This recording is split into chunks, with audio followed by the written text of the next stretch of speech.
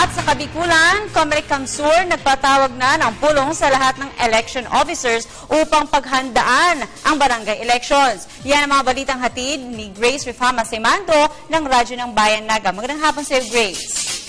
Yes, Princess, magandang hapon. Nakatagdang pulong ni Comelec Kamsur Chief Attorney Noriel Badjola ang lahat ng mga election officers sa lalawigan upang maagang talakayin ang mga priorities ngayon naman ng SK at barangay elections. Una sa agenda ay ang pagmamantini ng katahimikan at malinis na halalan, lalo pat ito ay forefront ng political units ng bansa, ang mga barangays.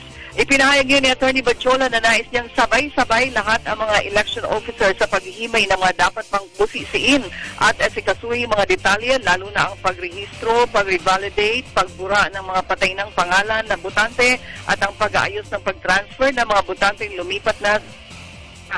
Una pa lang ito sa serye ng mga meetings ng Comelec. Ang susunod ay kasama ng pamunuan ng Provincial Command ng PNP, ang DILG, ang Department of Education at ang Barangay Leadership upang talakayin naman ang pagtiyak na magiging maayos, tahimik, malinis ang paparating na SK Barangay Election sa October 28. Radyo ng Bayan Naga, Grace Rifama Semando para sa Telebisyon ng Bayan.